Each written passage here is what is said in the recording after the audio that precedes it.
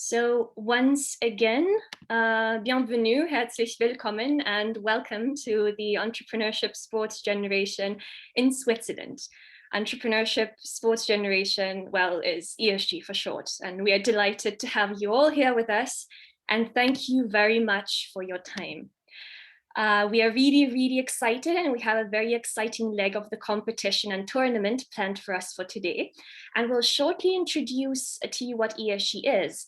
But first of all, it definitely would not have been possible without our amazing partner and national organizer, to whom I would like to ask to say a couple words. So over to you, Mr. Salinger.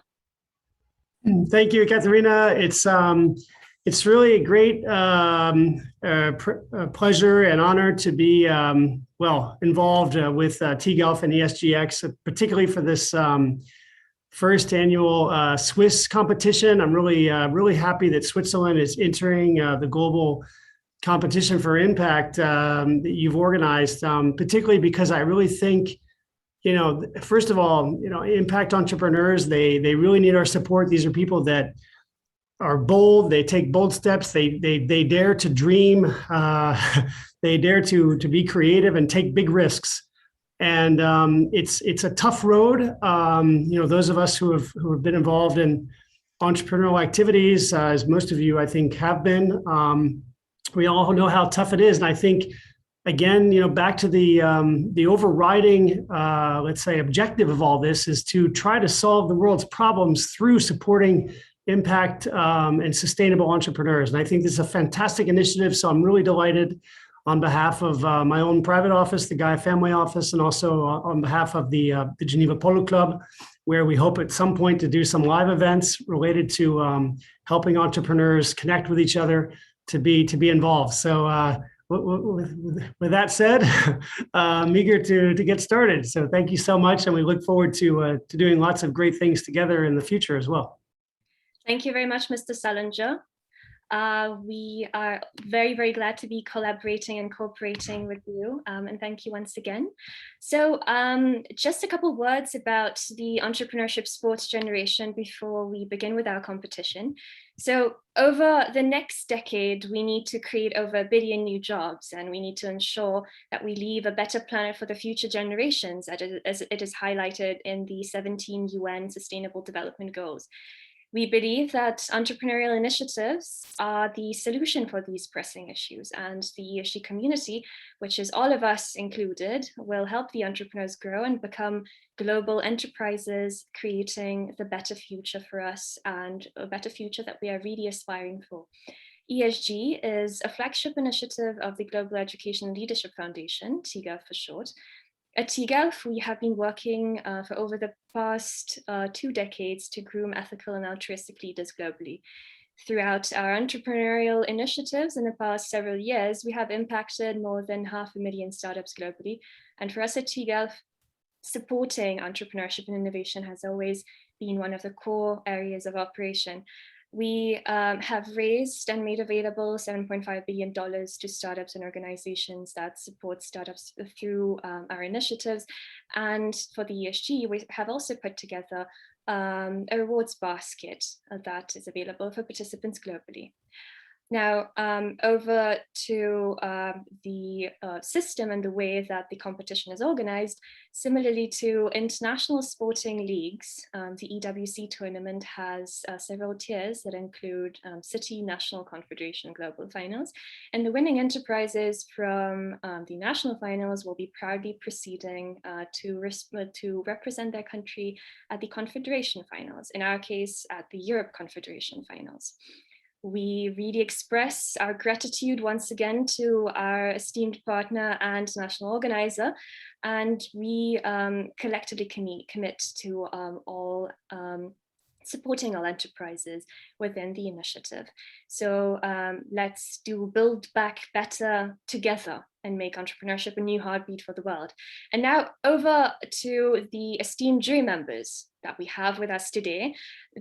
Our jury members are all experts in their fields, and it is a pleasure and honor for us to welcome them.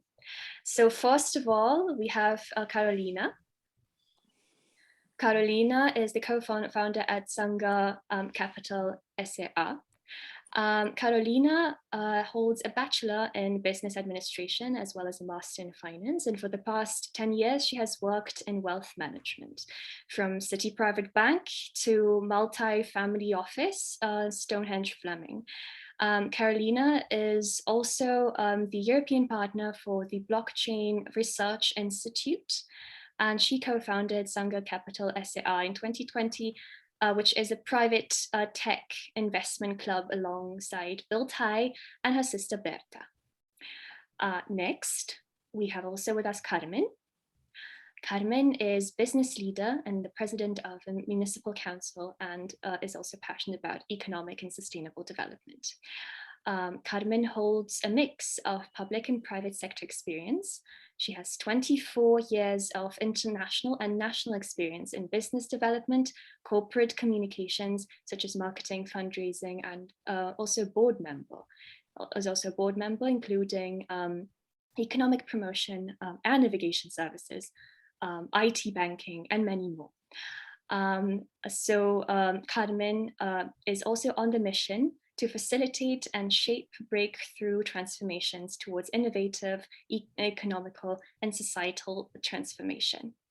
Next, we also have Mr. Salinger, who was the founder of Goya Capital Advisor. Mr. Salinger has a career in investment and is also an investment professional who today runs a private investment office, as well as several small family businesses in real estate, leisure, and agriculture.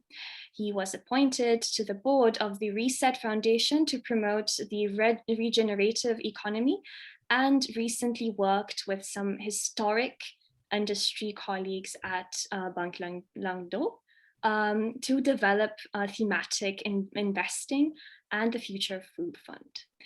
And Mr. Salinger, of course, holds various different esteemed positions. And last but not least, we also have Dr. Amir Ali Barman Farma, who is the managing partner at Connection. Dr. Ali is the managing partner of Connection Capital LLP, a UK-based and FCA-regulated investment advisor with a background in natural resources investing, which has more recently focused on the cannabis sector in North America. From 1999 to 2005, Dr. Ali was a director of Fortune Group, a leading alternative investment management firm, which is majority owned by Close Brothers. Prior to that, he also worked as senior consultant at Middle East Consultants, MEC, in London. So thank you all to the judges today. And now, before we begin, a very, very quick reminder about our rules of the competition. So we will have our startups to pitch for 3 minutes, and another 3 minutes for the Q&A sessions. The startups and the jury members will be notified via the closed captioning about the timing. And just to inform our startups once again that you will be requested to navigate your presentations in your own time, so that it would be convenient for yourselves. So you will be asked to screen share yourselves.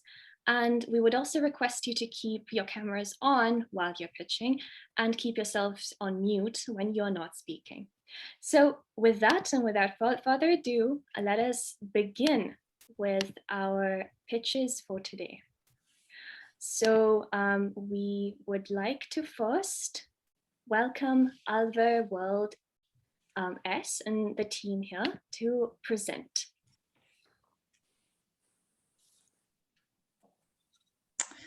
Thank you very much. Hello. Do I start with sharing my presentation immediately? Yes, if that is possible. Okay.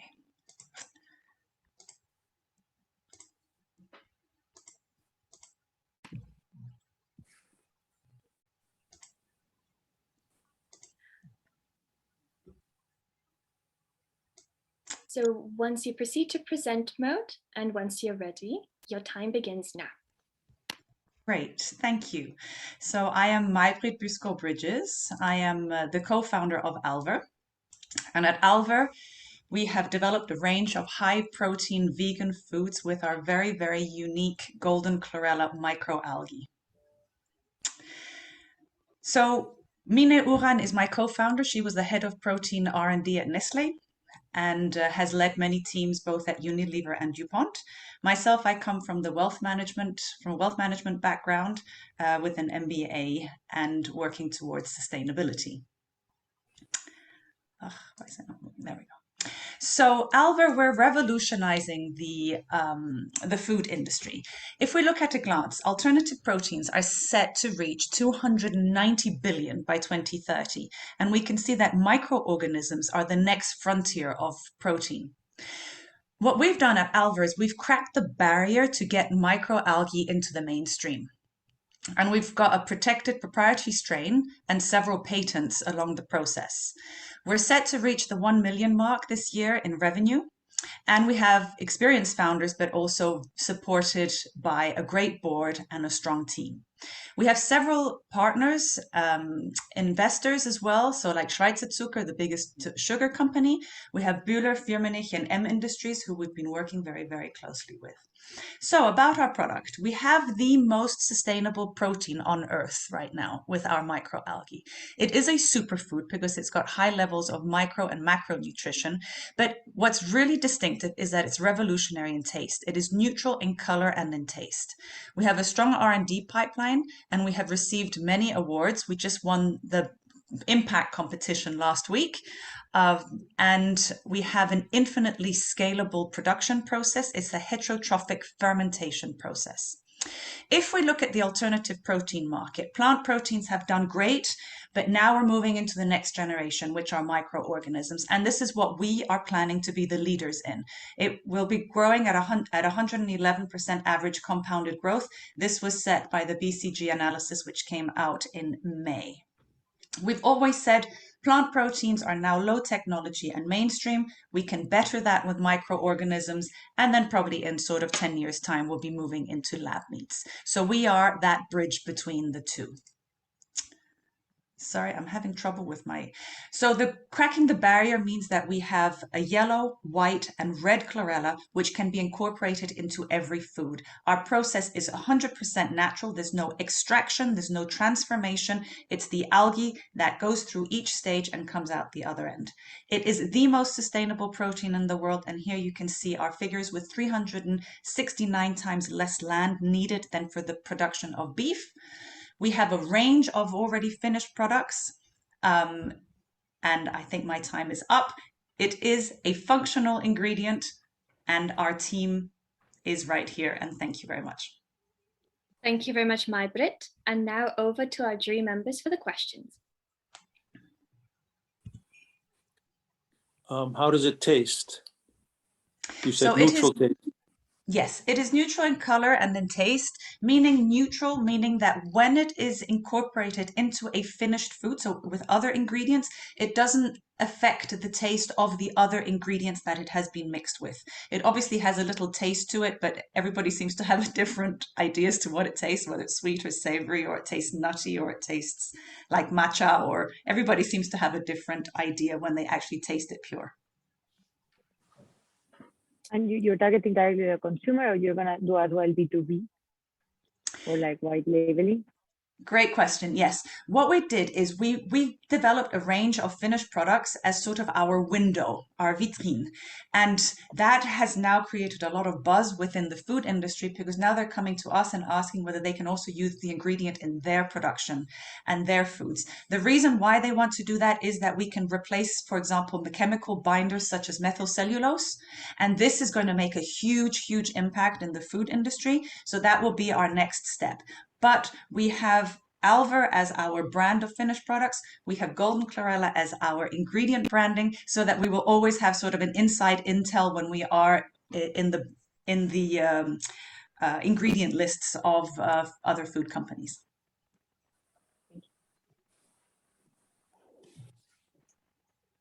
I have another question. What about competition as well? In terms of competition, so we don't look at green chlorella and green spirulina as competition because they've obviously not cracked the barrier of the food industry. They're still sitting in supplements. We've now, our main job was to come out of supplements and get ourselves into the food industry, because in the food industry, we'll have a much, much bigger impact. So we don't see them as competition. We do some plant proteins we can better, so we see them actually as partners. And in terms of direct competition, there's one company in the US called Triton who've been trying to develop a red chlorella, but they still don't have a product on the market, and they've been valued already at like 50 million and still don't have actually a product. And then there's a UK company as well who also claim to have a neutral tasting chlorella, but again, we've asked for samples and they still cannot provide them to us. Okay. And where are you? Oh, sorry, go ahead, Hans. Oh, go ahead, Carmen. I'll go. Where do you produce your microalgae? So we're part of InnoSuisse. So we have our production partners. So here with InnoSuisse, with the university in Sion, but we have our production. We have a small production then in the canton of Fribourg, and we have just scaled up our production with a European partner. So it's mainly in Switzerland. Yes, we are a Swiss company. All our R&D and everything is in Switzerland. We do have, though, set up a European partner for the rest of Europe for that side of the development as well. Okay, thank What is the estimated monetary value of your target market? So alternative proteins are going to reach this 290 billion by 2030, and that's part of the cake that we want to have. And we plan to lead this next generation. So microorganisms are supposed to now be the next generation starting in the next couple of years. And we plan to lead that with the microorganisms with microalgae. And in terms of scalability, what are the major obstacles? So in terms of scalability, we have unlimited scalability now that we have found a European partner to be able to produce it.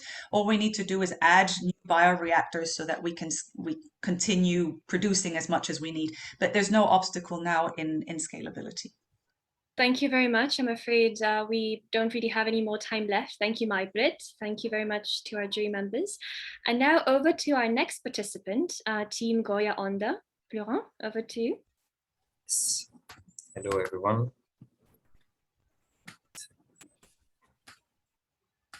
Here we go. Everybody sees it? Yes, your time begins now. Okay, cool. So Goya Onda is actually, the vision is to offer future and actual generation a unique experience in a place near the lake of Gruyère in the canton of Fribourg. It's an experience where sustainability would be pushed forward through all the aspects. It's like a leisure place where there is hospitality, there is sport, there's food and beverage, and there's concrete actions that we started already with the first version that we are running since 2 years. It's a tourism alternativity because pre-Alps have less snow, and they're fighting since 15 years to find solutions to get attractive. And we actually think that we have a good solution. The program on land is a new construction with a dike. So this is the lake, we would construct a dike in front of the lake, and we would add three water plan, one for surfing, one for reintroduction of frogs and amphibians, and one for breed more fish for the lake. That is also another issue. Our building is 100% in wood. It's self-sufficient energetically, and we add actually a lot of accessories and infrastructure for families and make it very, very natural-like. And it's actually to pass a message. It's very important. The idea is to have a walk path that would look like this for family, so that they can go around and discover the whole area, and to have a lot of different signs to explain to them why we're doing this, what's the impact that we have, what they can do in their general life. And the idea through the whole project is actually to give them an experience of surfing, but also about food and drinks, and having like a very nice time there to give a message, because we realize that all the NGOs are very political.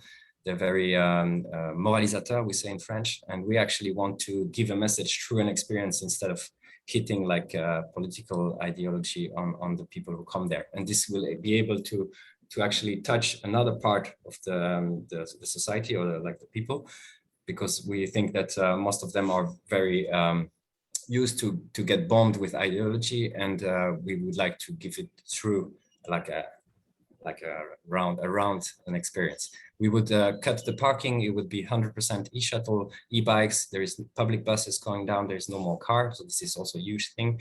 Energetically, for the wave itself, it's a circular economy, because we are in an artificial lake, so it's like produced by the lake itself.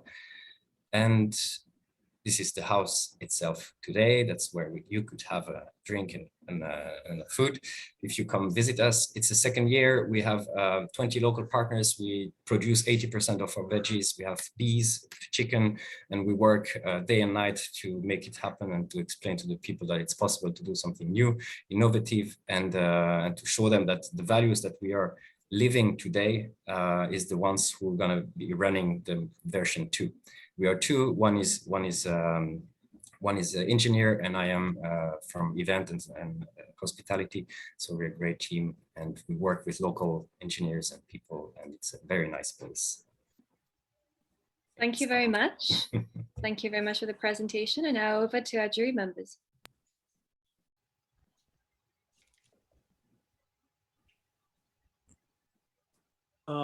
Seeing that you are providing a public service, sort of saving a resort from, the lack of sun, are there public sources of funding available to you? So from now we only get a small amount of 20,000 Swiss francs for helping us out for all the feasibility studies from the state. They have all the tools to help us once we have the building permit. So we are into the phase where everything is very complicated. We bought the land already, and we spent about 380,000 Swiss francs in feasibility studies. So in total, it's about 1.6 million, 1.7 million that has been already injected in this project. And you said the waves were natural, so there's no wave machine for the surfing? No, there is a wave machine. That's the thing. The thing is, like, it's one wave machine that will consume, let's say, around what a chairlift or 2 chairlift in one of the 7 local ski resorts would consume. We just swap that with 10 years in advance. We just swap this energy consuming to something that makes more sense for us and gives actually an alternativity to the tourism in the area. I mean, it's not with a downhill bike park or with an acrobranche that every resort in Switzerland is trying to build up. It's not with that we can put up the Gruyère tourism back to where it belongs or where it should be. The case for sustainability, I mean, clearly there's the energy, it's energetic, so you have to have energy. You made a nice parallel with the chairlifts. In what other ways is it sustainable? Will there be a significant switching from people that would otherwise take a plane and go to Portugal or something like that they would start surfing there?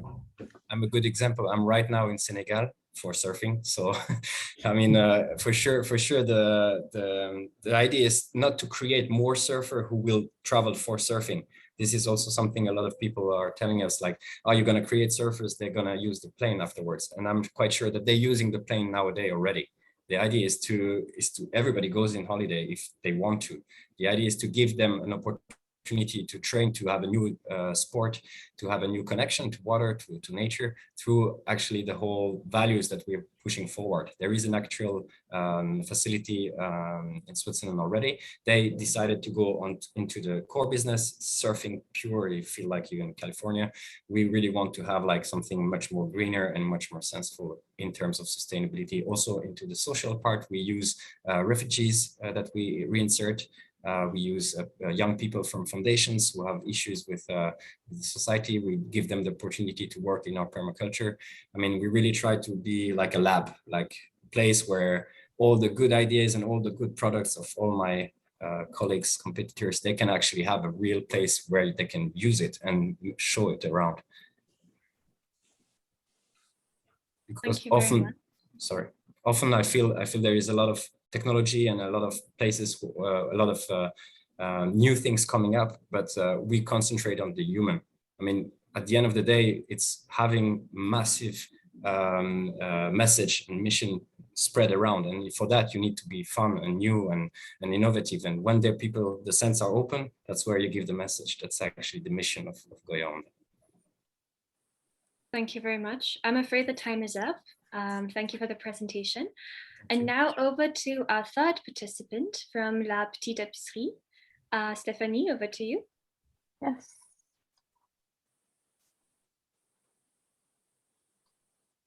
Can you hear me? Is that okay? Yes, that's perfect. Okay. So once you're comfortable, the time begins now. Thank you for the opportunity to present La Petite Épicerie. So we're going to talk about sustainable food system with our project La Petite Épicerie, which means in French, little grocery store. So you can see on this picture one of our stores that we have in the countryside near Lausanne. So let's talk about the team. We are 4 co-founders. We are all childhood friends, and we had a problem in the village. We had no shops anymore. My mother closed the last shop we had in 2008. So we wanted to have a new system to be able to have a shop in our villages. And that's how the project began and how the adventure La Petite Épicerie began. So what is exactly La Petite Épicerie? This is old shipping containers that we take to turn them into autonomous and efficient sales area. And in those stores, you will find almost only local products. So the producers, they come themselves into the shop to put the products and to send them to the customers. So we are more like a platform than a traditional shop where we buy stuffs and we send them after to the consumers.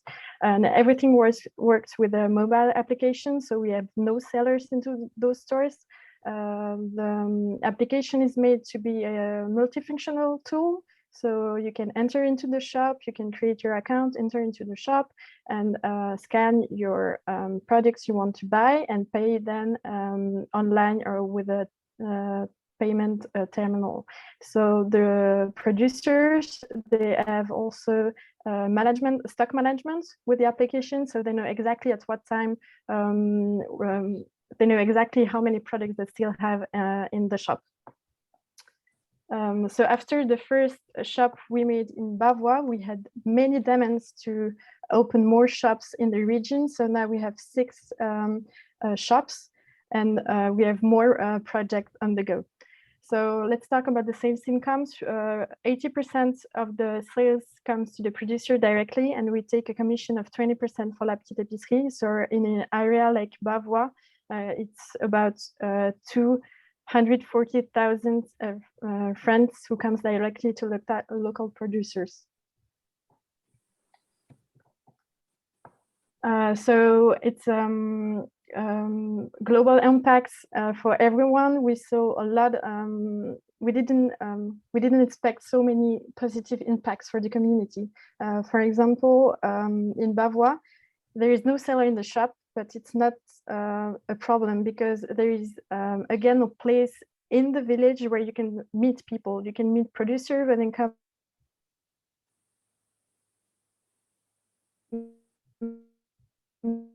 Stephanie, your throat.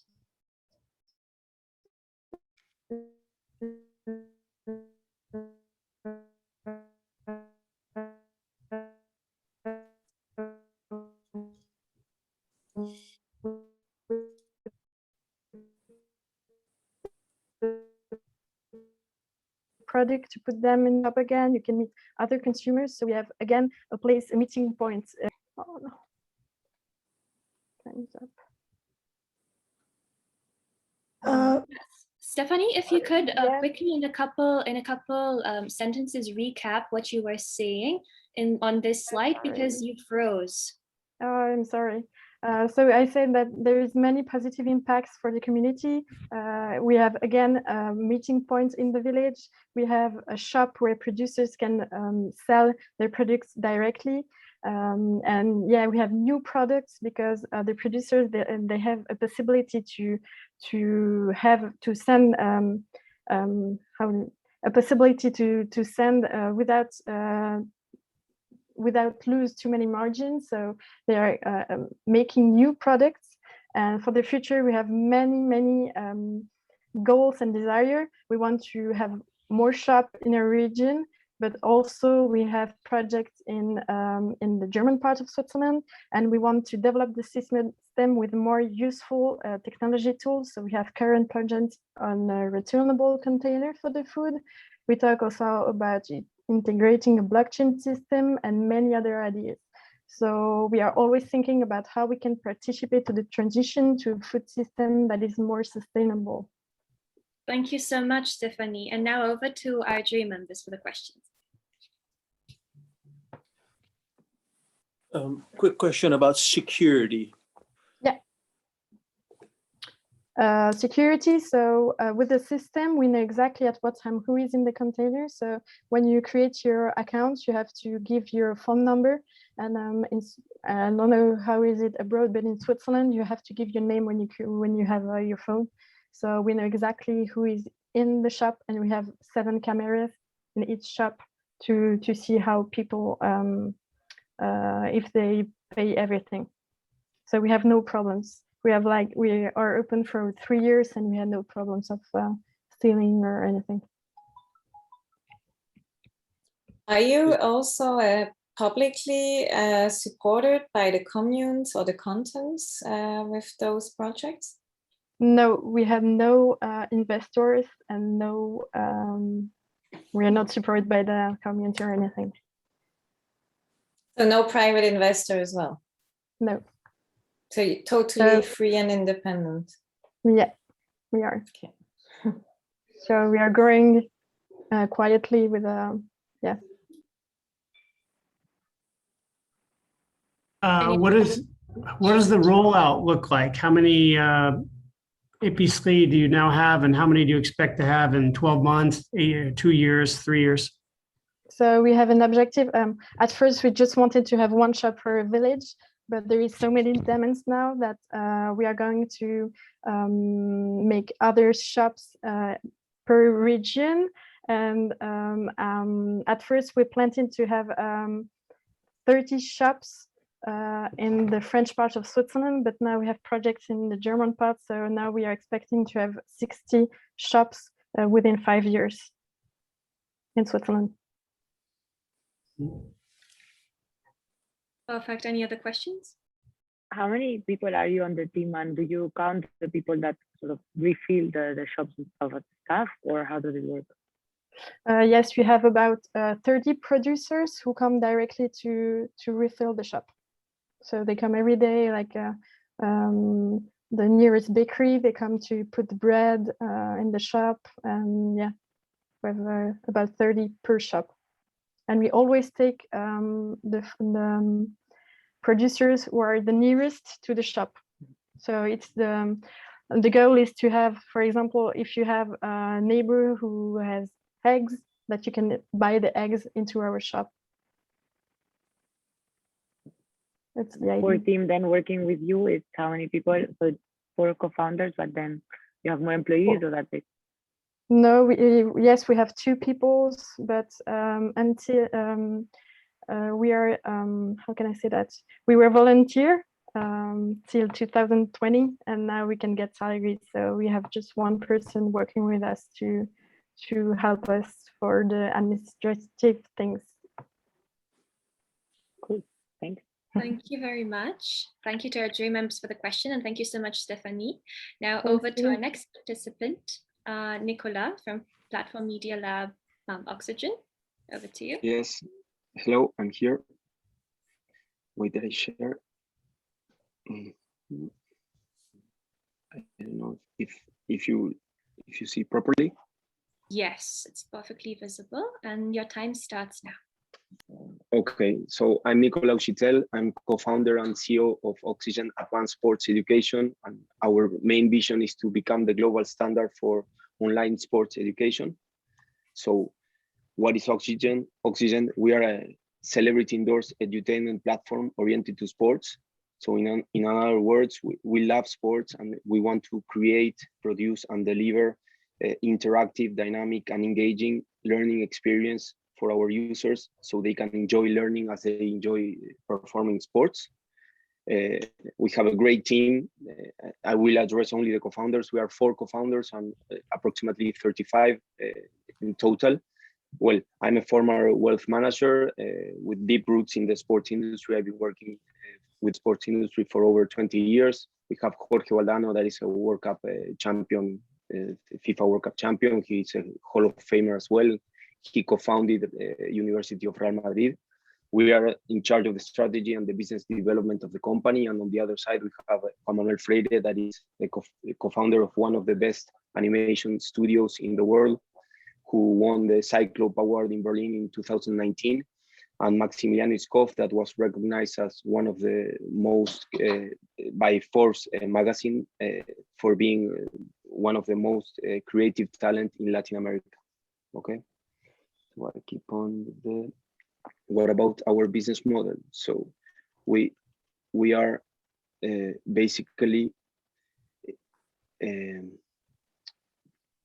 B2C, of course, selling to the public, and in a B2B, we're in huge deals in talks with CONCACAF and CONMEBOL to sell our academic programs for them to, in a pyramidal approach, we sell them a package of programs and they distribute them to all their affiliates. And of course, also in a B2B way, because we are talking with CONCACAF as well, because they want to buy our technology and our platform for their own universe and their stakeholders. So let's keep on. Wait a second, because it's so. So what about our product advantage? There are 2 main verticals that I find. There is our value proposition that relies in 3 main pillars that are top celebrity endorsers that bring their knowledge and their success story to the program. We have the proof of value that is really important, because education nowadays still demands to have a proper validation, and for this we draw partnerships with academic institutions and sports organizations to validate the topics that we deliver. And the third part is Oxygen craft experience, is that we put multimedia and unique learning design to design our programs and to do premium offering academic programs. So thank you very much, Nicolas. Unfortunately, yeah. The time is up for the pitch. Now over to the jury members for the Q&A session. Yeah. So 3 minutes. I was wondering, and I'm sorry, jury, to go first. Ladies should go first, perhaps, but now we've set a pattern. What is it about your technology, your platform, that's so unique that, you know, Harvard and FIFA come after you? Well, I think that the aggregated value comes in the e-learning design. You know, how the learning path is structured and how we combine the different elements like audio and interactive videos and, you know, and text and all the resources that we have to create engaging learning experiences. Yeah. And what is the risk that they might just look at your platform and copy it?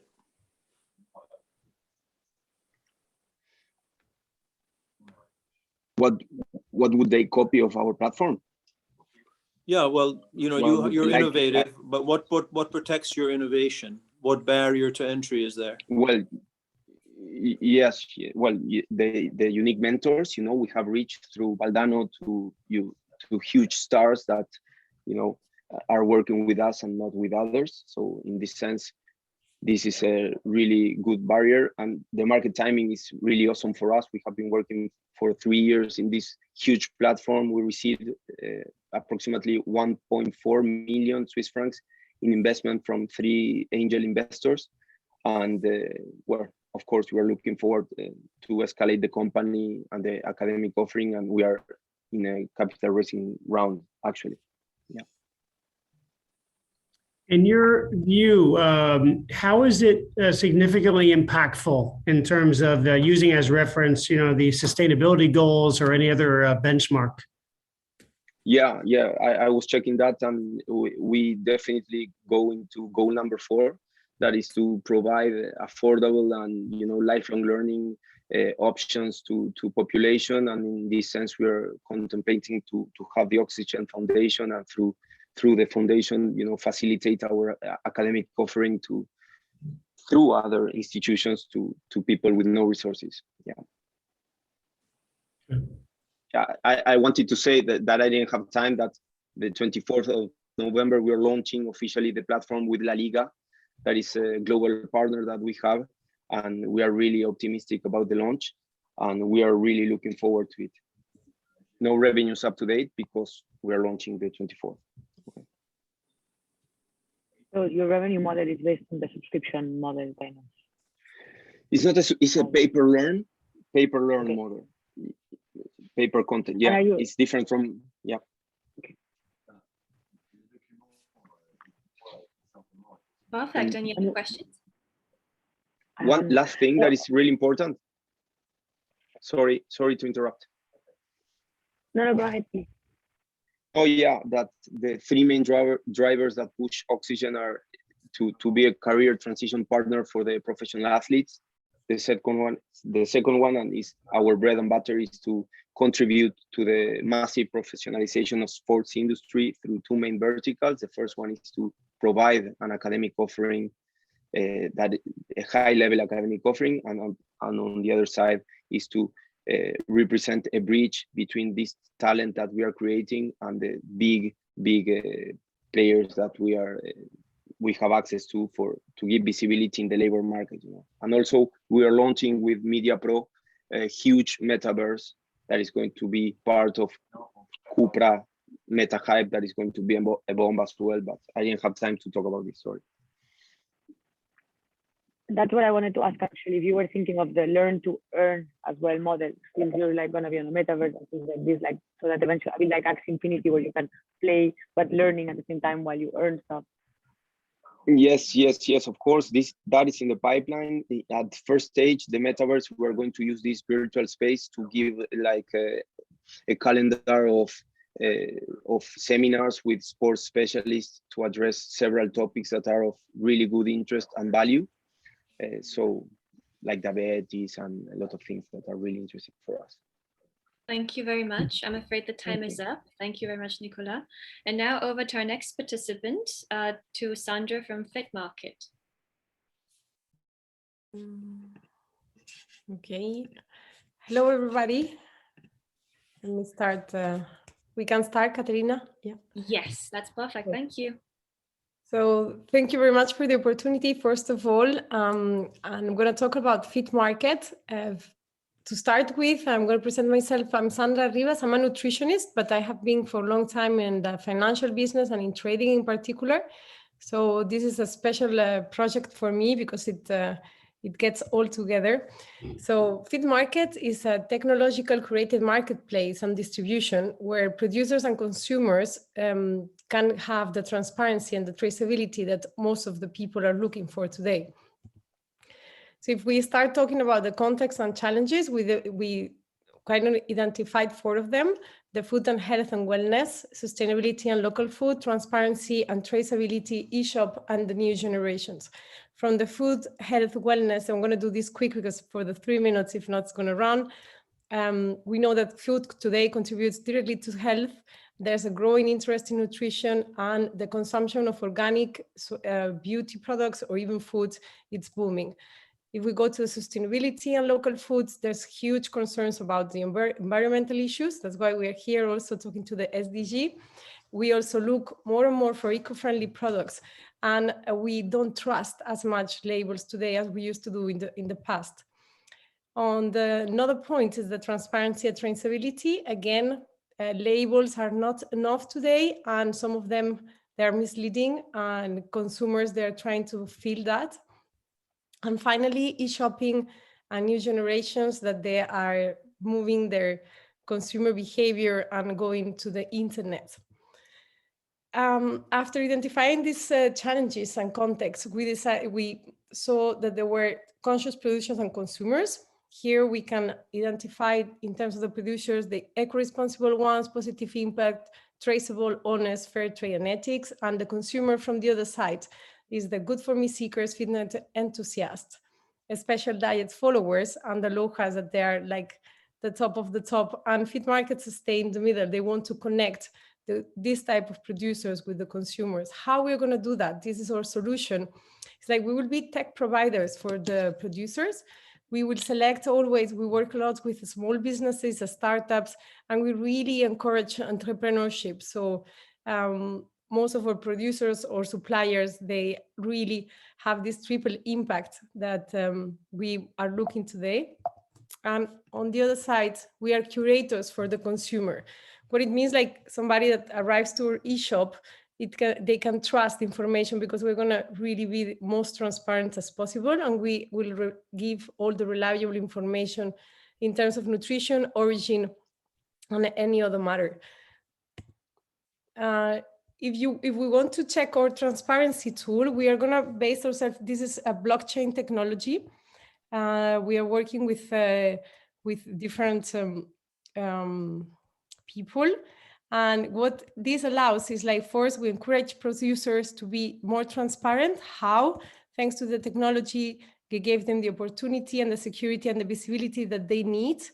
And the second part is related to the consumer. Here we help them, facilitate them doing the selection of the products that they choose by giving, as I said before, all the information about the product that they're going to buy. One of the points, we created a marketplace, so we can put all our technology and our research together. Apologies, Sandra. Unfortunately, the time is up. Hopefully, we'll be able to touch upon some other points with the jury members during the question and answer session. So over to our jury members. Sorry, I didn't see the timing, didn't come up. That's all right.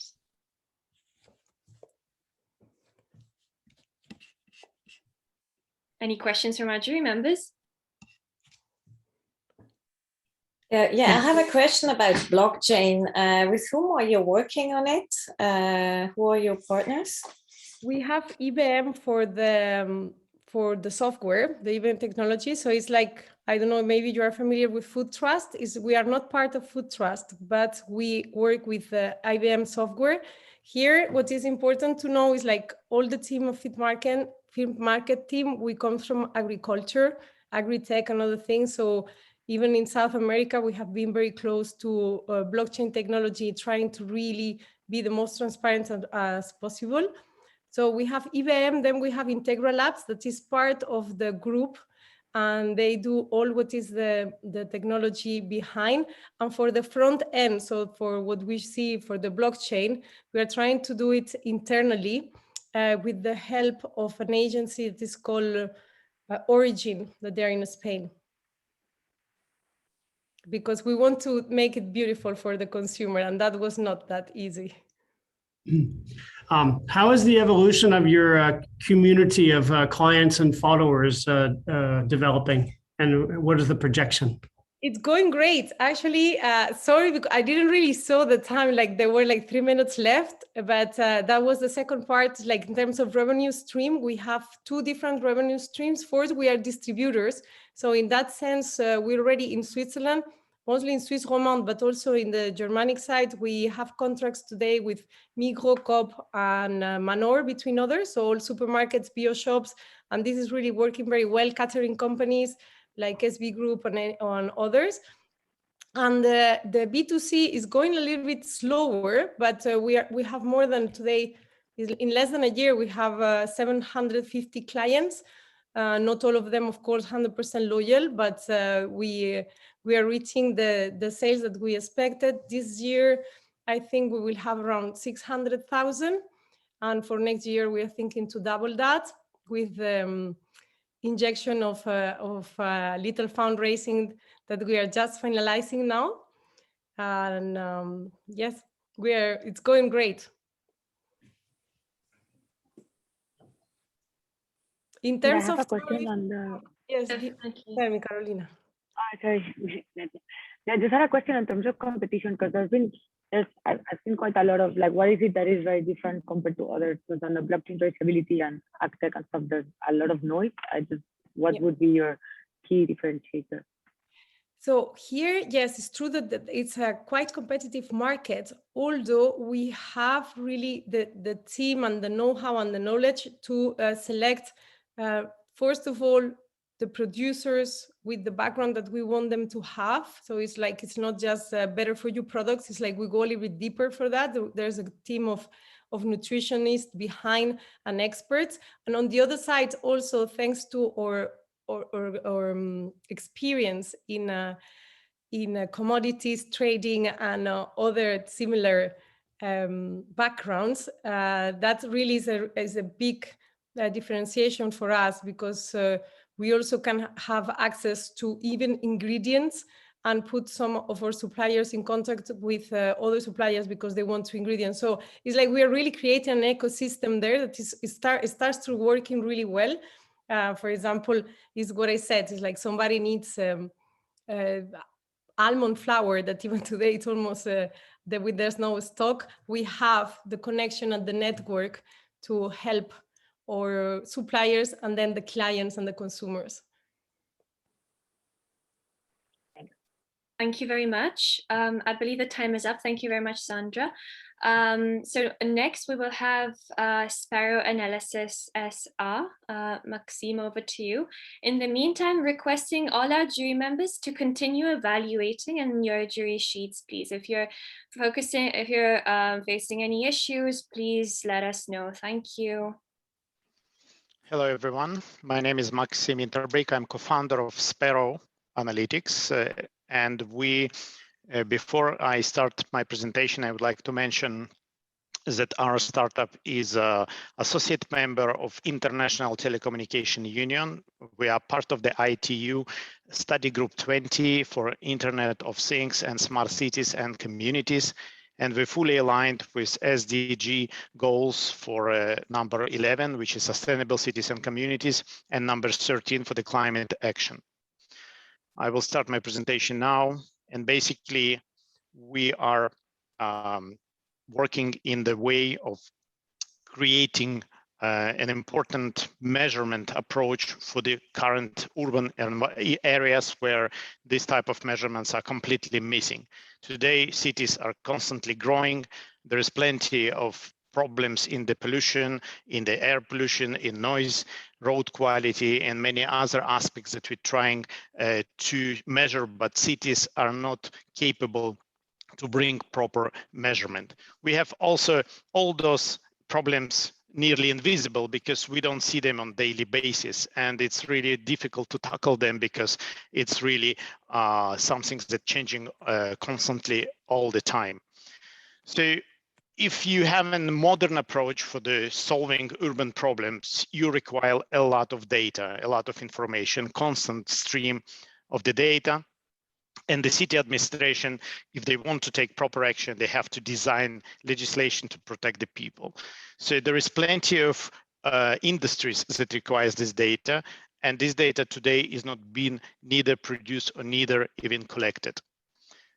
So if you could imagine a city, an idealistic city where you have constant measurements which provide on the very high resolution, precise area with the street-by-street approach, and then you can use cutting-edge technology to process this data, and you basically will be able to provide those solutions that I just mentioned before to tackle this problem.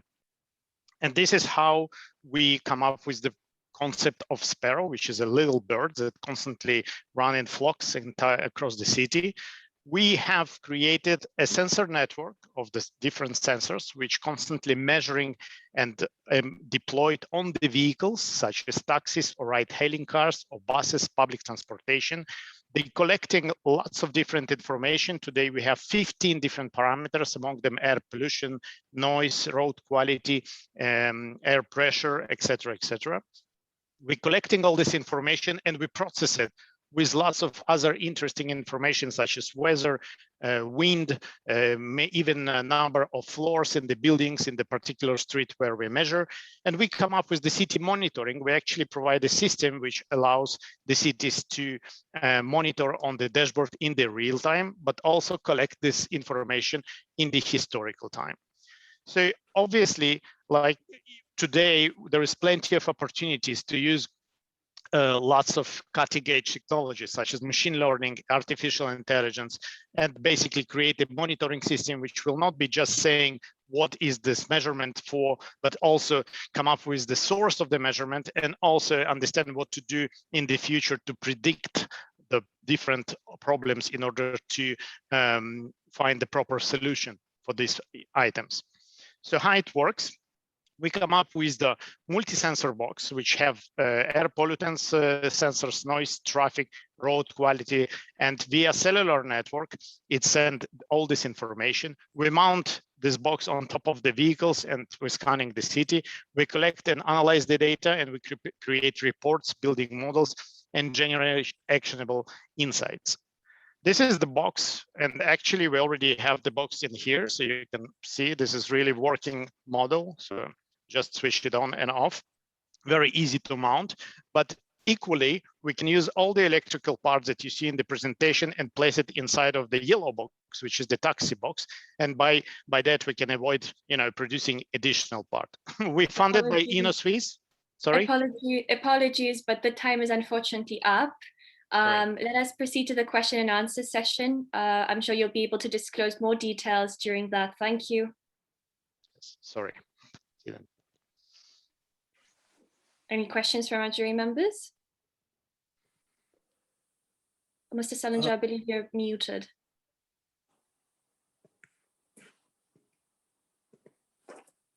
Yes, sorry. Can you tell us a bit more about who is behind the company?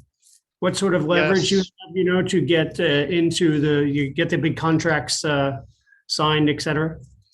Yes, we are a team of 5 people, and we also have another person, professor from Surrey University on advisory board, which is a godfather of microsensing and air pollution measurements. We are 2 co-founders in Switzerland. We also have 1 person based in Israel for the global development, and the head of data is the same person who the head of data for Wells Fargo Bank. So it's a team of very professional people in the sense of building the proper Amazon server pipelines, but also the collecting methodology. We actually got into ITU due to our uniqueness approach, which doesn't require investment in high infrastructure, and it can use existing infrastructure just by equipping the taxis with this box while they're doing their routine job. Does it answer your question? Oh. Go ahead. Sorry. I didn't understand who your clients are. Is it more, are those the cities, or the different states, the cantonal authorities, or are we talking more about regulators? It's a Swiss-made product, so about the Swiss regulator, or are you heading for the European one? What is your target? Yes, first access is for the cities. Obviously, we are a B2G product as a first access. We have already paying customer Antwerpen cities that we're going to start in the end of November. Of course, the first paying clients are B2G. However, after we're going to collect the data, we're going to sell this data on the marketplace, which will be oriented for the B2B market, such as Airbnb, for example, to provide index of air pollution and noise exposure, or even B2C with the applications that we call safety passage to provide the people that live in the city probability to avoid air pollution and noise exposure while they travel within the city. At which state are you? Are you already testing those solutions? We work in Geneva. We work in Geneva, and we start in Antwerpen, and next will be London. And after London, we're going to execute a program of 100 cities, 10 boxes per city.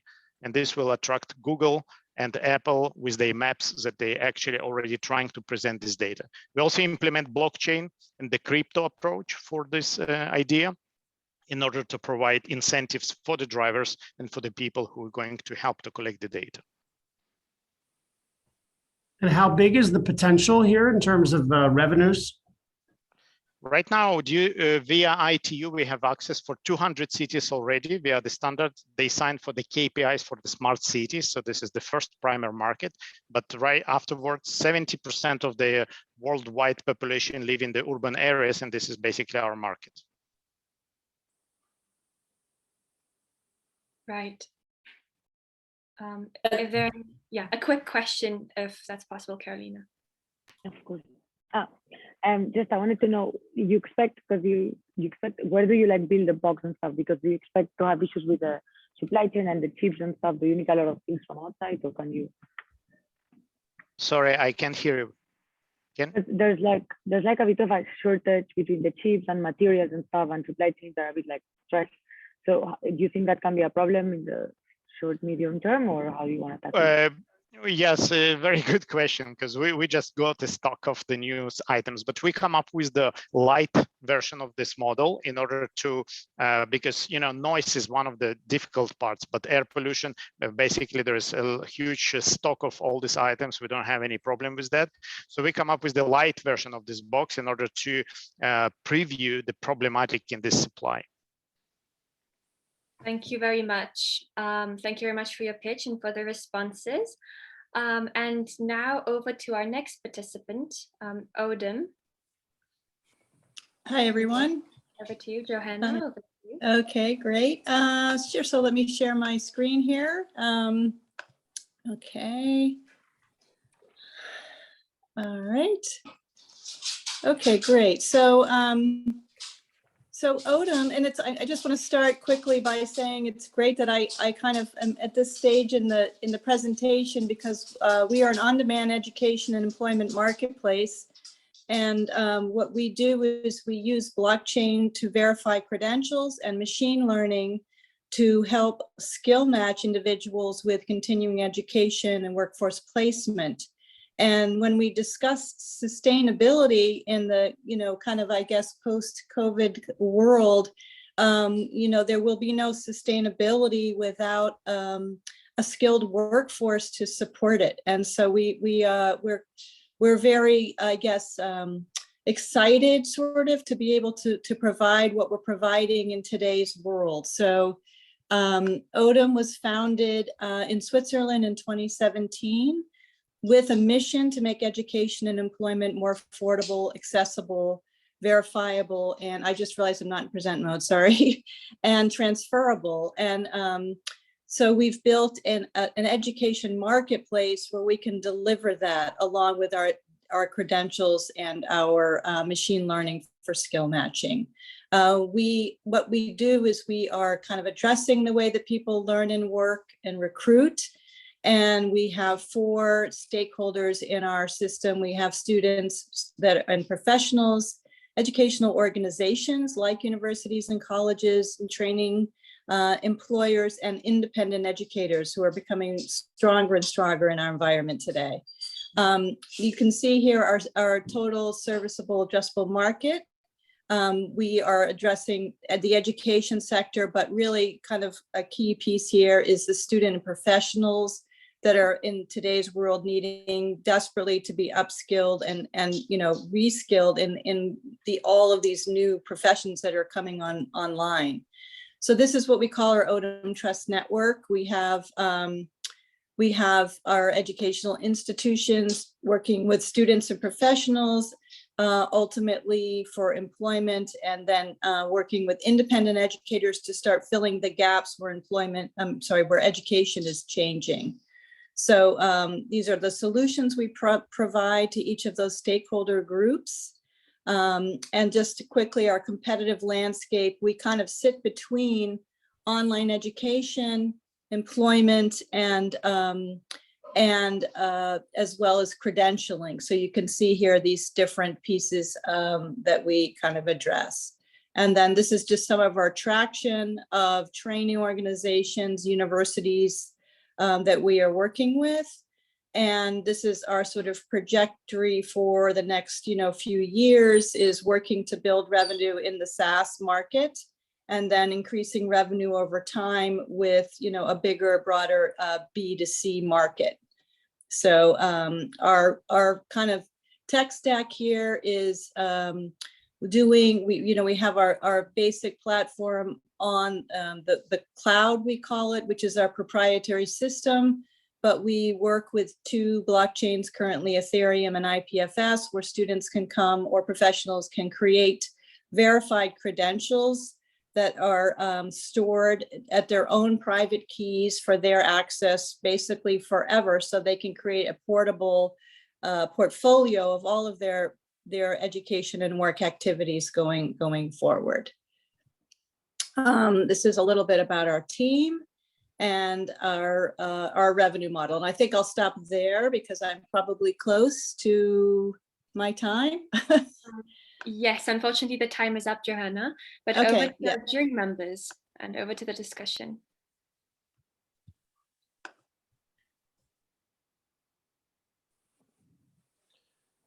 Looking at your last slide, I wasn't clear when you find employment or you match someone with an opportunity, what kind of fee do you get? Oh, that's a great question. So we have kind of a 3-tiered fee model. First of all, we take a 25% fee for education that's placed on our platform. So we have an open platform where any educator or university or college can come and put their education programs up. So we take a fee of that. Then we take a subscription for both educational institutions and recruiters and employers who are then accessing the network for data. So if they're looking for, either in higher ed, they're looking for students to bring into their schools, or if you're an employer and you're looking to hire someone, we charge a subscription fee for that. And if you do subscribe, then you actually get a lower rate on program fees. And then finally, we have a model for employment where we take a fee if you successfully place someone in employment. Quickly, what I didn't mention in the deck so far is that we have a FINMA approved utility token, and we are right now rolling out use cases for that in incentives for people to actually apply for jobs, to create verification of their education and work experiences, and then also as a scholarship and voucher system. So if a philanthropist wants to put a certain amount of money into the platform, they can lock that in tokens and it can be distributed as scholarships. Or if a private company has a voucher system for internal training, they can use that as well. Thank you. How does it compare with the MOOCs, more conventional system with respect to students' access of ease of use or, let's say, functionality? Yeah, great question. So we have our system is integrated with Moodle. So if you're an independent educator, you can come and create a program. You can price it however you want, and we will connect you with a Moodle instance for the LMS, the learning management system. However, if we're working with a university or a training corporation, we can actually use a technology to port over to their learning system. So we're basically LMS agnostic. We can integrate with any system that you have as another organization. Does that answer your question? Yep, thank you. Okay. Yep. Sure, thank you very much. If there are no other questions, shall we proceed to the next participant? Thank you so much, Johanna, for your pitch and for the responses. And our last participant for the day is Team Transmutex. Thanks. I'm going to share my screen. Thank you. Presentation mode. Hi, I'm Franklin Servant-Schreiber. I'm the president and co-founder of Transmutex, and we aim to reinvent nuclear to make it inherently safe and to produce minimal long-lived waste in order to accelerate the energy transition. What we have here facing the future is only 3 solutions for a carbon-free future. One is a miracle in storage technology in order to store the energy from wind or solar, nuclear fusion, and nuclear fission. Those are the only 3 possibilities for carbon-free energy. The problem with storage is this is a 1 megawatt Tesla battery, and just for the US alone, you would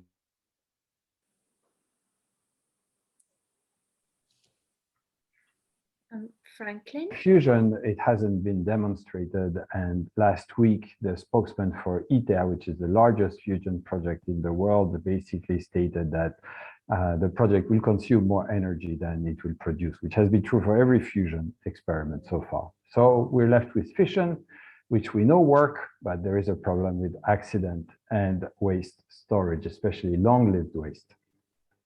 Here, what we propose is an experimentally validated technology that has been demonstrated at CERN here in Geneva, that is inherently safe and burns existing long-lived waste. It's inherently safe because we have a system that drives the radioactive reaction, and it shuts down within 2 milliseconds if anything happens, which is faster than a light bulb. Inherent safety is very important because 50% of the energy consumed is heat. And if we have inherent safety, then we can be close to urban and industrial area and produce heat. Our value proposition is production of heat, electricity, hydrogen, waste disposal of nuclear waste, and reformed fuel for traditional nuclear. We have partnerships around the world with Argonne National Lab in the US, Rosatom in Russia, and many others. Here's our roadmap. We raised money with Union Square Venture in New York and Alicorp. We're looking now for the next round of funding, and we hope to make international partnerships. We have a great team. One is the scientific director is the former innovation officer at CERN, Open Lab for computers. Also, I have the engineering director. It was 10-year, the director of R&D for Areva, which is a very large company in France. And here we are. Thank you. Thank you very much, Franklin. And now let us proceed to the question and answer session with the jury members. If you're able to hear us, Franklin. I think I couldn't hear you. I think I stopped just in time. But yes, so that's perfect timing. And over to our jury members for the questions. Franklin, what's the size of the market for your company? If we count that we're going to have 40% renewable, 30% traditional nuclear, and 30% our technology, we have a $2 trillion market per year just for the energy production. So it depends on our business model, but right now we're looking at a business model.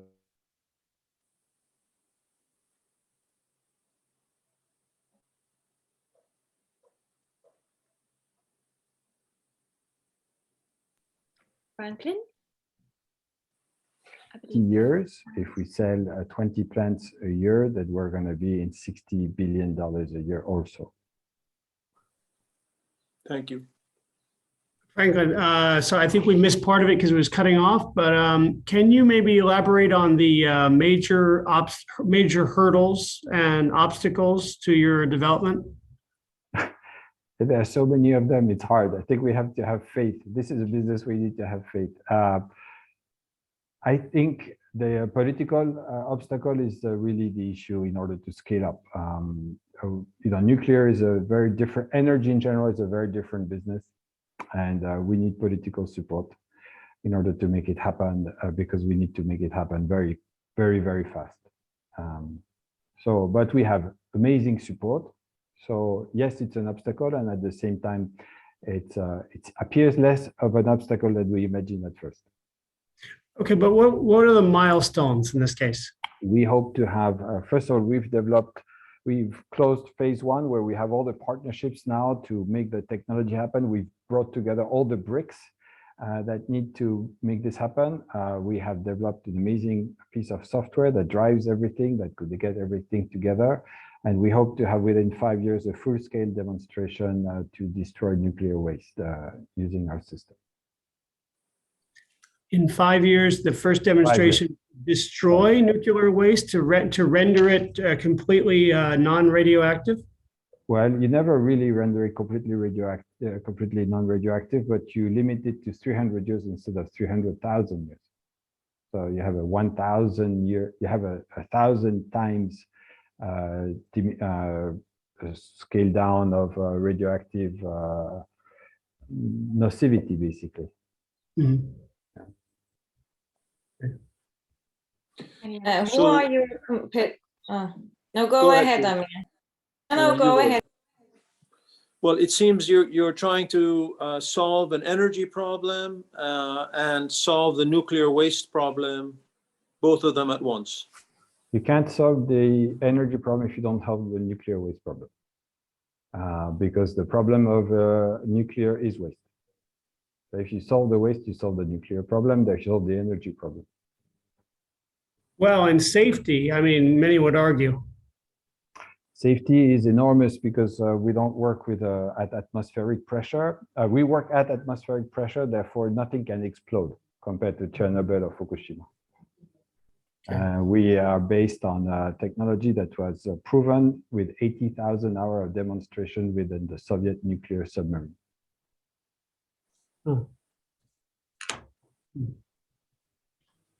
Carmen, you had a quick question? Yeah, well, I think I didn't understand quite well the product. I wanted to know, do you have any competition, or is this unique, or do you have similar projects going on worldwide? Not that we know of. It's really hard. Very few people come from either the accelerator world and the nuclear reactor world. And Geneva is a very unique combination where you have CERN, which is a specialist in particle accelerators, and also a very little known but very important lab in the world called the Paul Scherrer Institute, associated with the University of Zurich, which for the last 30 years has been operating the most powerful cyclotron, which is a circular particle accelerator. And therefore, Switzerland is absolutely unique in the world for this. Yeah, I know them. And we're working with them. We have a signed agreement.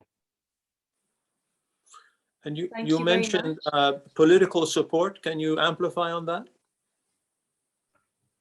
Yes, we have the Department of Energy in the US, which has given us their official support. That's why we are partners with the Argonne National Lab in Chicago. We are just signed a project with the French Commissariat à l'Énergie Atomique, which is the largest research lab in France. We have a partnership with the largest research lab in energy in Italy, in Switzerland with EPFL, University of Zurich, and of course CERN. We have in the Czech Republic a partnership with the largest nuclear research lab in Ukraine, and now we are finishing in partnership in Russia with Rosatom, which is of course a state-owned company. So we have strong support. We are reaching out to India now, Norway and Korea, and we have very good response in India. Thank you. You're welcome. Thank you very much for the remarkable pitch. And we believe this is the end of our pitching session for today. And thank you all to all our participants for all the wonderful ideas that you have expressed and for all the wonderful pitches. Now we will request our jury members to proceed to a new breakout room, for further deliberation. And in the meantime, would also request our jury members to finalize your scoring on the evaluation sheet that you have with you.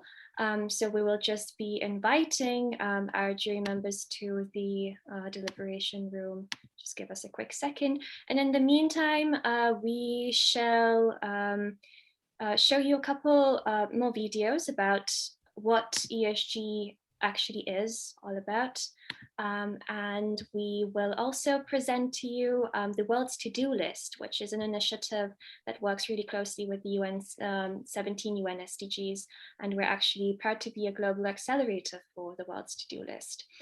So over to our team members, and also requesting our jury members to proceed to the separate breakout room. In the meantime, requesting our participants to stay patient. You'll soon know the results. Thank you.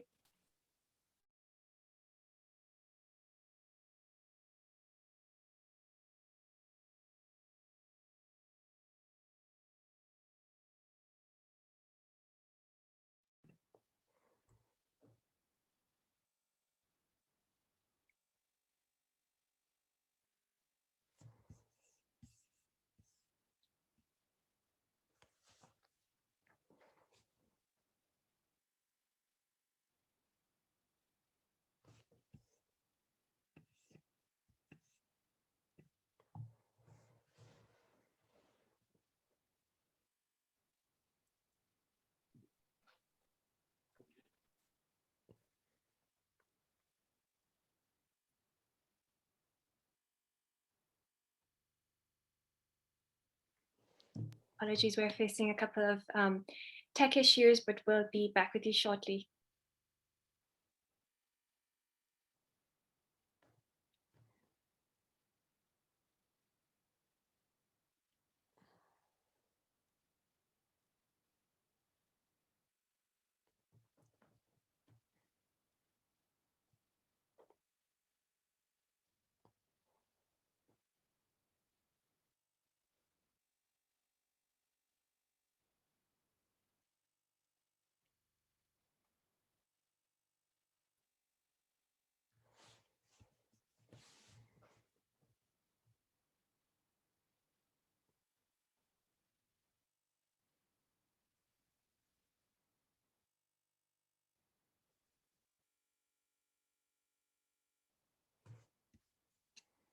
Well, meanwhile, congratulations to everybody.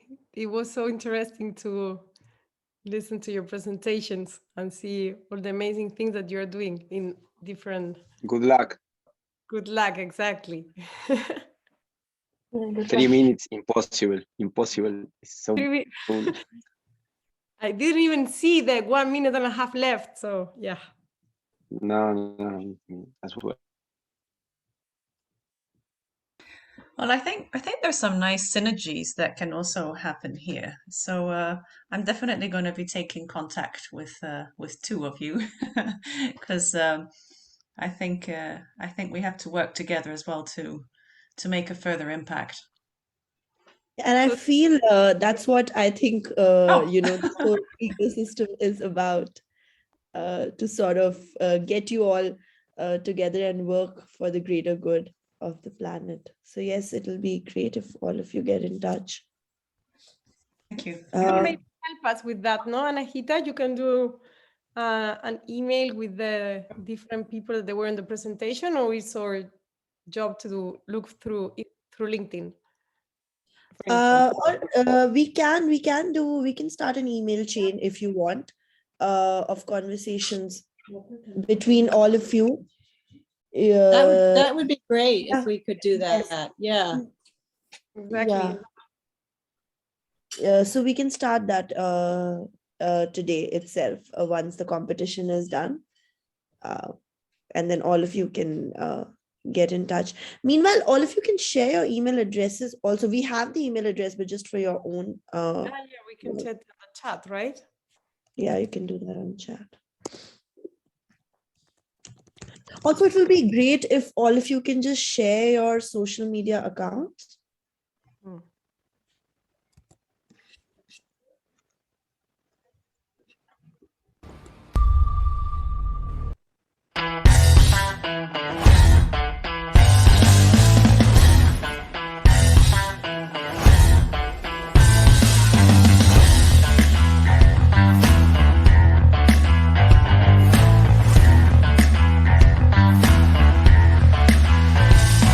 It's got everything you expect from big sport, passion, fierce competition, fans, cities pitted against cities, countries competing against countries, loyalties and support.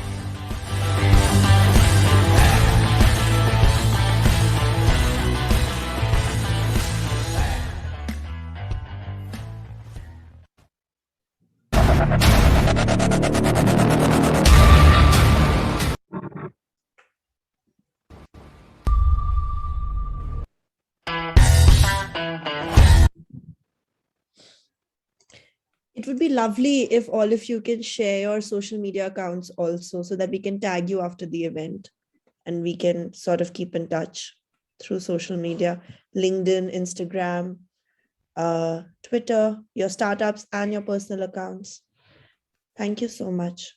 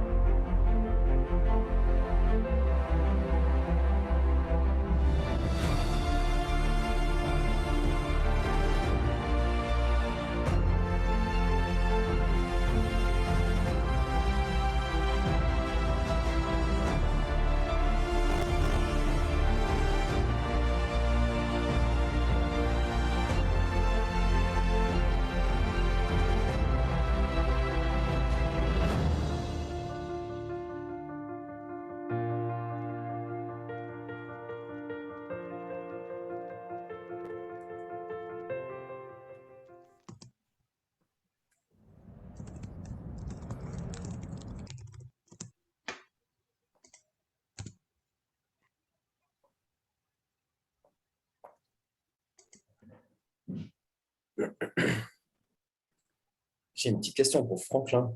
Je ne sais pas si vous m'entendez. Let's do it in English, sorry. You were saying that it's 1,000 times less radioactive, but what does it mean in terms of reality for the fear that humans have about this radioactivity? Is it still dangerous, or at that percentage makes no sense to the fear? Well, before I was in plastic pollution of the ocean. So what's dangerous is very relative. When you know, I didn't know much about nuclear waste before, but when you learn about it, then you discover that the problem with nuclear waste is when you ingest it. Unless you have very high radiation, like X-rays can be a problem, or being in space, traveling also is a problem. But when you ingest plutonium or this kind of thing, especially plutonium, is incredibly radiotoxic. And so you're 1 microgram and you're dead. But you could hold it in your hand with just a Kleenex and it won't do anything to you because everything is stopped by the Kleenex, all the radiation. So it's a very strange world of nuclear waste. What's important is when you destroy the waste, such as plutonium, it breaks up into 2 different smaller atoms, that are called fission products because they come out of the fission of the big plutonium. And those are much less radiotoxic, and they last only 300 years, and 85% of the radiotoxicity decreases in the first 100 years. So they are much easier to handle. You don't need a deep geological storage. The problem with the nuclear waste that is radiotoxic, very radiotoxic, is you have to bury it very deep. And we'll always need, now we have so much waste around the world, in England, for example, they have 130 tons of plutonium. So you could put it into a small swimming pool because plutonium is twice as heavy as gold, but still that's enough to make 120,000 Nagasaki bomb. So those numbers are crazy. So if we don't address it, I think our generation will feel bad about CO2, but we'll feel bad about nuclear waste too, and we'll feel bad for a very long time. So I think karmic, our karma forces us to deal with it, because otherwise we'll have 1,000 lives where we have to deal with it. It's an issue. I can personally reassure you that CO2 has absolutely no importance in the ecological stream. There's many unmeasured things, at least in urban areas, that we discover that more significant and important than CO2. And obviously, nuclear story is extremely interesting. Good luck, Franklin. Thank you very much. Yeah. CO2, the problem with CO2 is it goes high in the atmosphere. It becomes heat gas when it's high in the atmosphere, and it's extremely stable. So that's the problem, is growing trees will take a long time to fix the CO2, because how you catch the CO2 once it's high in the atmosphere is a problem. But we have methane, and methane is in fact more of a problem, and that's why Alver is doing great stuff. Before doing this, I was eating insects every day, trying to find a recipe to replace animal protein. And now I eat chlorella on a regular basis. I think it's really a fantastic product. What you're doing is fantastic and extremely useful. And methane is 7 times more heat producing, heat capturing than CO2. So, we're going to try to help, but I think replacing animal protein is key. I agree. Thank you. Thank you for that as well, Franklin. Where do you produce? You said you were producing in Fribourg. Yes, and we're in the space, the new Agrico space that was set up in Saint-Aubin. Mm-hmm. So we were the first company to move in there. Okay. Yeah.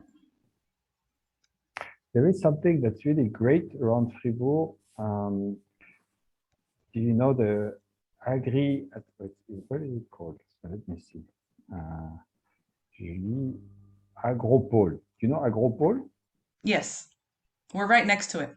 Oh, okay, because they started new offices and stuff for startups to help you out. Did you know that? But it might be part of the Agrico then. Yes. In Molondin. And it's very close to Fribourg, isn't it? Yeah, we're in Saint-Aubin, so in Labroix. Okay. Yeah, but Molondin is in the Vaud state. It's not in Fribourg. It's not in Fribourg, I know, but it's close. Yeah. And It's not. they have a really fabulous ecosystem with the PFL and everything. It's near Yverdon. Yes, exactly. Yeah, Fribourg has realized to forget pharma and forget all of those things they wanted to go into and to stick to what they really know. Agri, everything. Okay. Which is probably a good thing.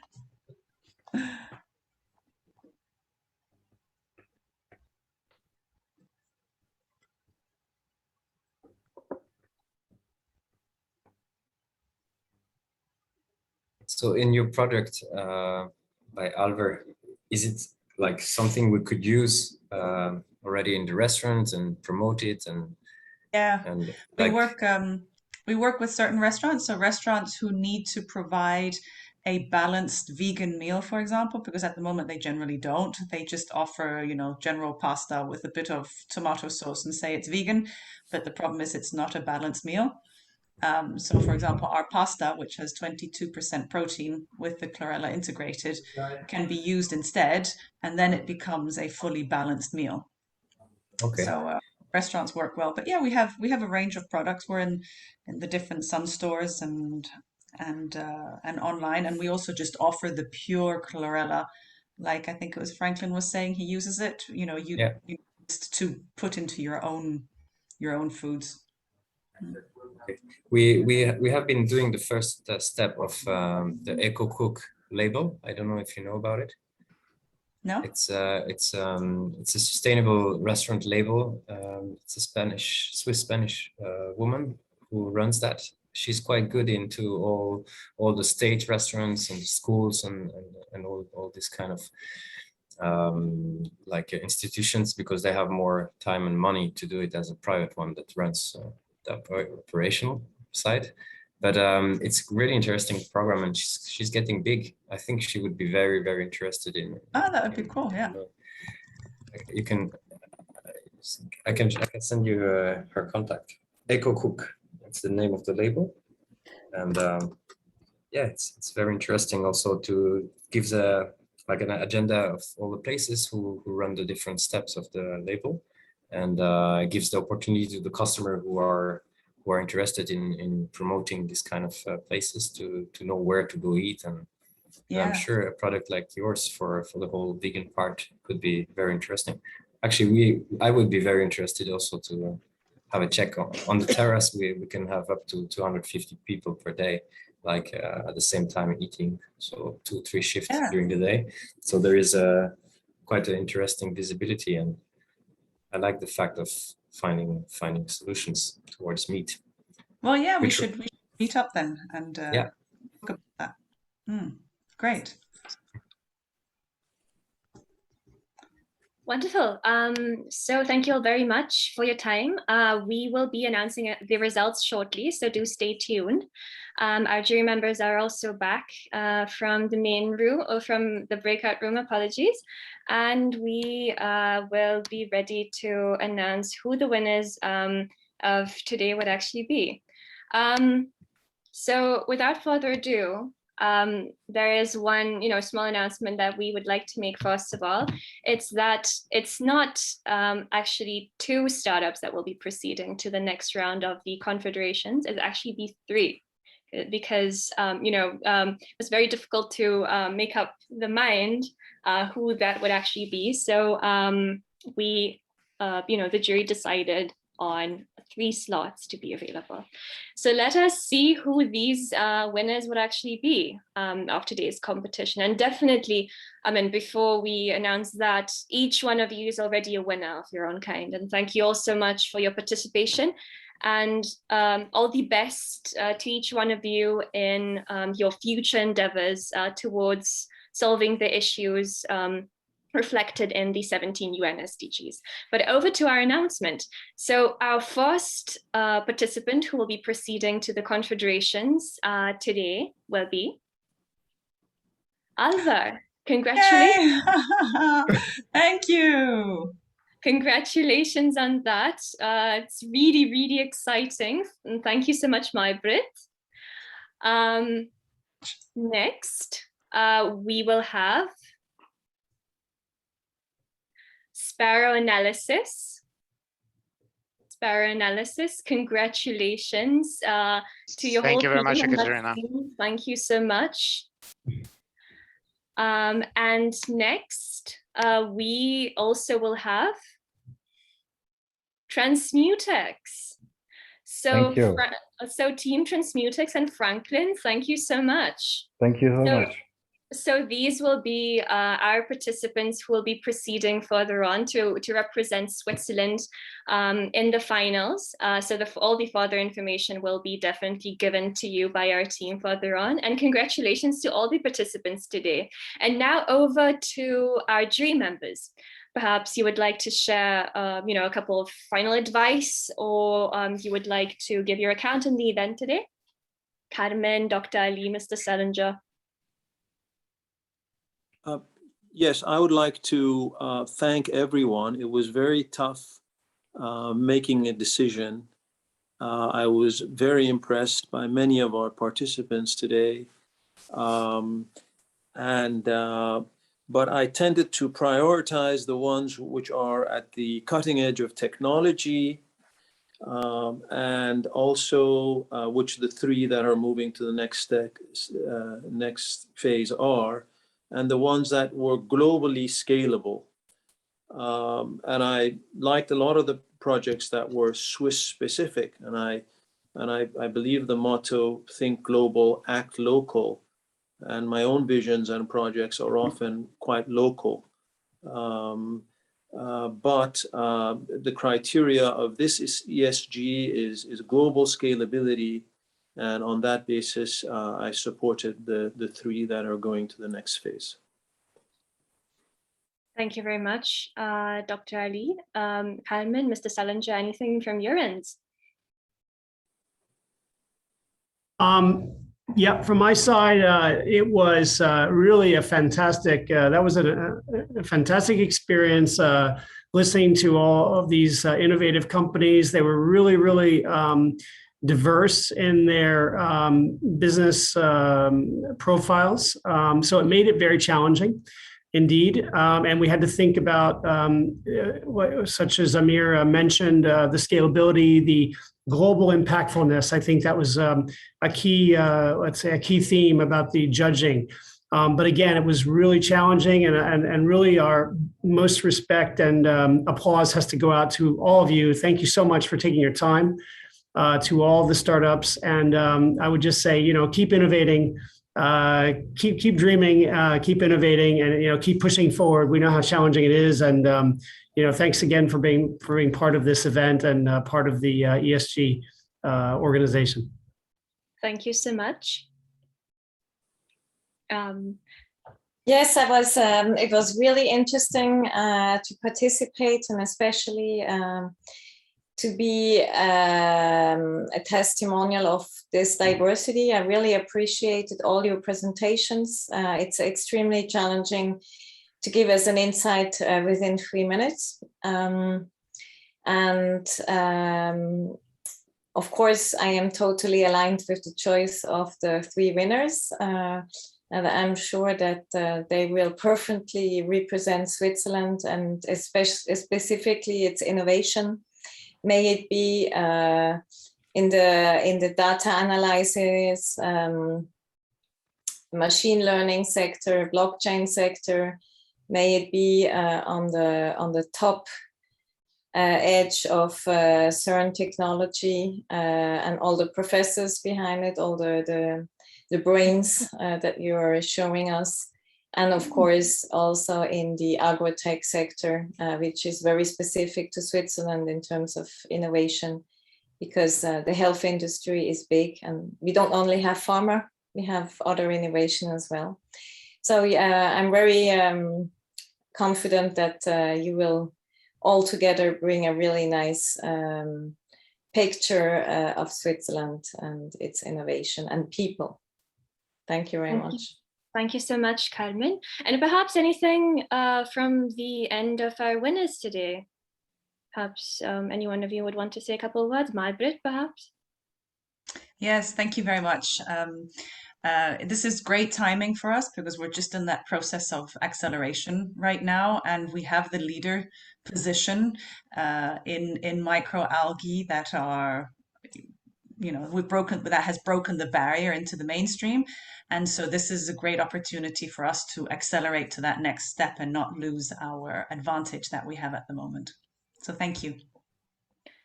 Thank you very much, everyone. And Maxime, Franklin, if there's something from your end as well. Yes, if I may. Sure. So first of all, thank you. I'm very grateful for being able to go on to the next stage. Thank you very much. The recognition that this is always useful. It was a difficult exercise to do that in 3 minutes, but also useful. And I want to reiterate, I was impressed with everything. I can understand the criteria of scaling up, but still doing local is as hard as doing global. And it's a pleasure to be part of an effort of such fantastic people that I've met today. So thank you very much for bringing me on to this. Thank you. Thank you, Franklin. Yes, I would support Franklin on bringing the effort and joining into this big plan of implementing new innovations, technologies in the real time.